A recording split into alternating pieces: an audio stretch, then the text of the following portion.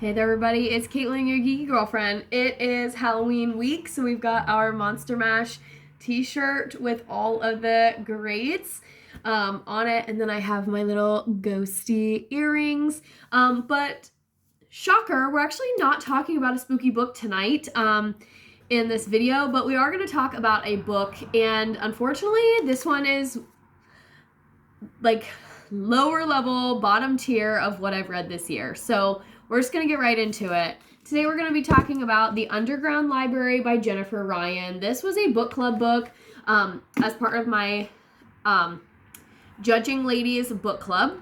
And I was unable to go to the book club meetings, but my friend who was able to go to the book club meeting, she said that the reviews were kind of mixed overall.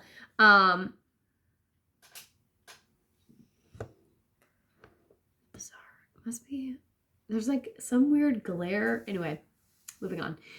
She said that the reviews were kind of mixed overall. The woman who picked this book was not a fan, and then everybody else like either liked it a little bit or really liked it. So kind of mixed reviews overall.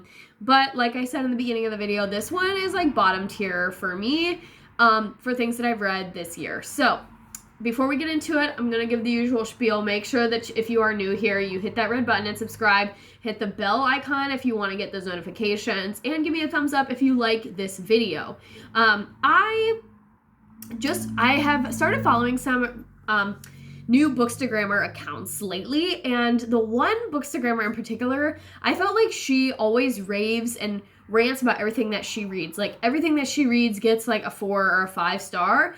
And so in the spirit of being completely open and transparent, I want to be completely honest with you guys. This book was a no from me. I did finish it, but there was one. So this story is told through the points of view of 3 different women. I was happy that I got it from the library because I don't feel bad about like liking it so little.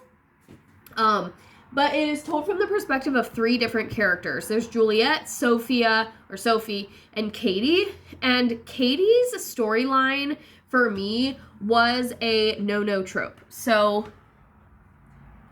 I'm trying to get rid of this like little green light. I swear to you, I feel like The Great Gatsby or something, because it is like this little green light that I can't figure out where it's coming from. But anyway, there it is again. Whatever. So, okay. So, Katie's storyline was a complete no-no trope for me. So a no-no trope, if you are new to the Bookstagram, new to the book talk sphere, if you're new into reading, like if you're just discovering kind of reading and the books that you like, a no-no trope would be something that turns you off from a book that you do not want to read about, have no interest in reading about. So everybody talks about their tropes, like, oh, I like the fake dating trope, I like the only one bed trope, I like the rom-com high school sweetheart trope. Like there are so many different tropes, way too many to count. You can look up, I'm sure there is a list somewhere of like conclusively all of these different tropes. But for me, one of the no-no ones, and it is based on, you know, personal struggles. And that's where a lot of people's no-no tropes come from. They're what are known as trigger warnings. Like some people will, like, for example, some people will not read It Ends With Us if they read the trigger warning that says it's about domestic abuse. So that would be a no-no trope. For me, the no-no trope is single unwed female who gets pregnant accidentally. Like the spontaneous accidental pregnancies are just a no for me, because as somebody who is actively trying to conceive and has been trying to conceive for many years, there is just a level of frustration there that I can't even read about it because it just stirs up feelings that I don't want to feel when I'm reading. And this was the first book that I have ever been like, oh, absolutely not. Like, I can do a pregnancy if the couple is together, if they've been married, and of course, like if they have been struggling to conceive and like the journeys are similar. If I can relate to it, it's fine, but I can't relate to the single unwed female unplanned pregnancy, so therefore I can't even stomach to read about it because, like I said, it just harbors this frustration that I don't have the mental capacity to work through right now. And that's okay. A book should not cause us pain.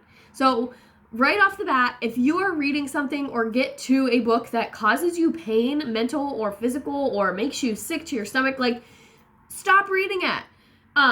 There were 2 other storylines and plot lines in this book. So even though Katie's was a no-no trope for me, and I was like, absolutely not, I don't want to read Katie's story, I still could enjoy Juliet's and Sophie's. So what I did was I literally went through and I dog-eared the chapters that were about Katie, and I straight up just skipped over them. So I only read 2/3 of this book, which could have impacted my rating, but let me walk you through the process of how I came to this rating. So if you've watched my videos before, and you watched my ranking video where I talked about how many stars I give every book out the gate starts at a 3 stars for me.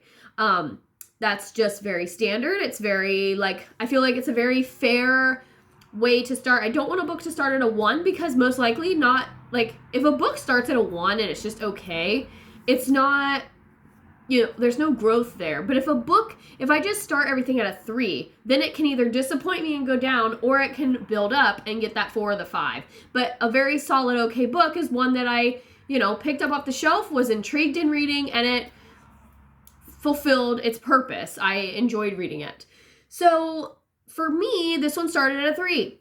Katie's no-no trope and Katie's storyline plummeted me down to a 1. I almost did not finish, or I almost did not commit to reading this book. It was a very slow start. It started slow. It was very boring in some parts. The premise of this book is it is set during World War II in London. The one character, Sophie, is actually from Germany and was exiled as a Jew. Juliet is from London originally, but moves to a different borough of London and is hired to work at this library, which throughout the course of the book actually gets bombed as per part of the London Blitz raids, which were happening when the Nazis were invading Europe. So that is the premise. And then there's a whole underlying message about the meaning of the library and how the library is a viable resource to a community. And I loved all of that. And that's Juliet's main purpose. Juliet's purpose in the book is to promulgate how important libraries are, how important books are, how connecting books can be to people of different classes, different races. Everybody can share experiences through classic books. They talk a lot about different classic books in this one: Wuthering Heights, Jane Eyre, lots of different, The Great Gatsby, lots of different classic titles are referenced in this book. They are quoted. There are lots of great quotes about the library and about books in this book.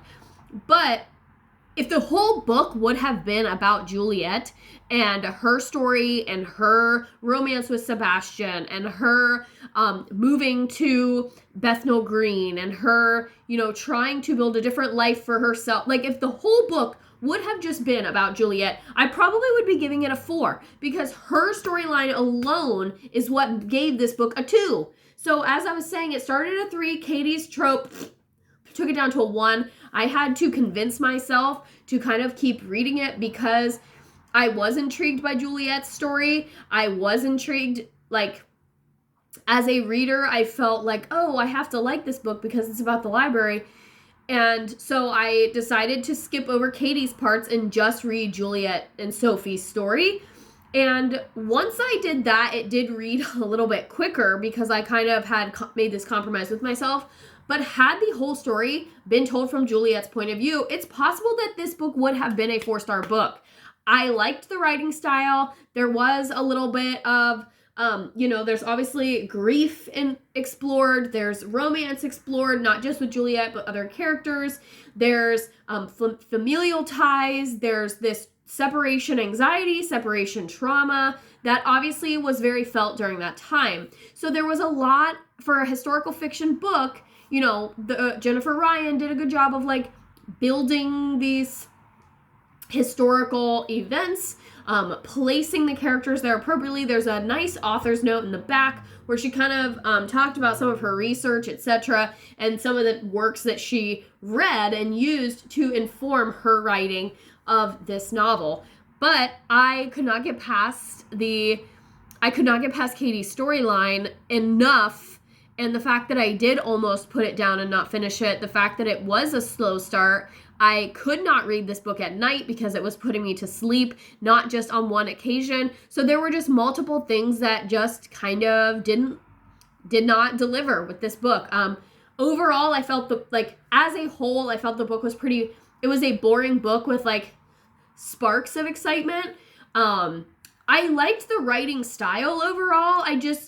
Historical fiction is a new genre to me. It's not something that I read all the time, and it's especially like the minority of what I normally read. I have read 2 historical fiction books this year, plus 1 Christian fiction that was sort of historical. It was like set in the 60s, like not a modern novel. But most of what I read is modern, contemporary romance or mystery thriller. So I'm still getting used to the whole historical fiction thing. But it's not that I dislike the genre overall. I just did not like that one character. And that one character just, in the story arc of that one character, just really made the decision for me. And a lot of people will be like, oh my gosh, I thought you were against banning books. I am against banning books. I read it. I finished it. I just didn't like that story arc for that character. And even if I would have said I didn't finish it, I still would not think that the book needs to be banned. So there's a difference between not finishing something and thinking that it needs to be banned.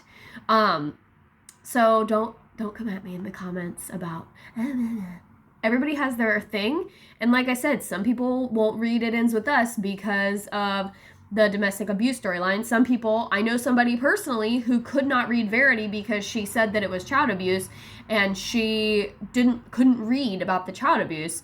A book that I have reviewed here on this page, If You Tell, is a true story about the abusive serial killer in Washington, and several people in our book club could not read it because they said, I just can't read about this graphic material.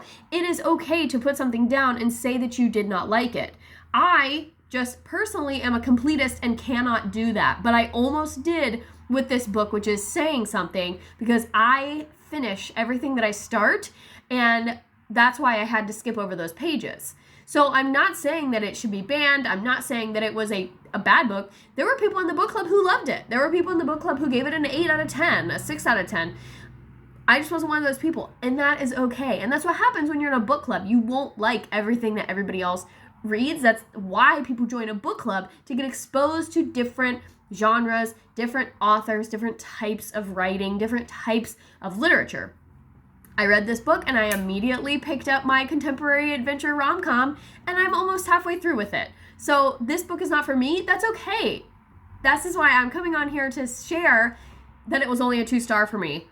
Some people might be impressed by the fact that I still gave it 2 stars despite it having a no-no trope and despite me only reading 2/3 of it.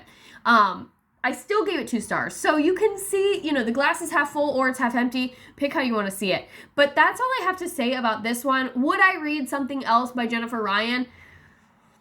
Maybe. All of her books kind of are historical fiction. I will say, if you want like a really strong female lead or female-led book, with like very feminist undertones, this is the one for you. There were very feminist ideas, very woman-forward movements and themes.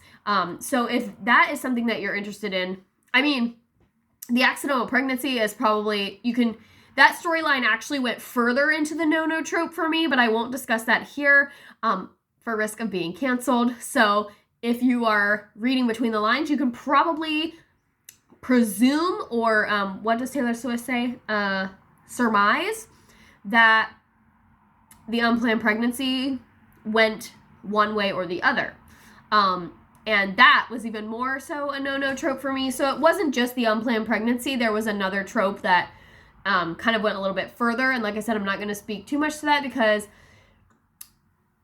in the end, it was not it did not go that direction, and I was happy about that. However, I didn't like the idea of it, so I really was angry reading that part. And again, a book should not make us feel angry. A book should help us escape the anger or the sadness or the grief that we might be feeling in our everyday life. And that's kind of the whole point of this book. So I think that's all I have to say about this one. Thank you all so much for watching. If you want the full review on my Goodreads, you can find it over there at Caitlin_M.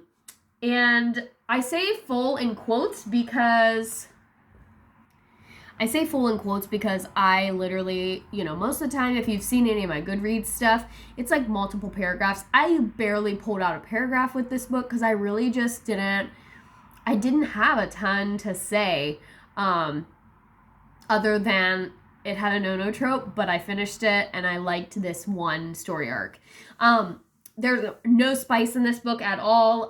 Everything that's even mentioned is all closed door. You don't see anything, you don't hear anything, you don't read anything. So there's no spice, no spook, realistic depictions. But in terms of gore or graphic, I do think The Women by Kristen Hanna was more graphic than this book. So don't be shied away,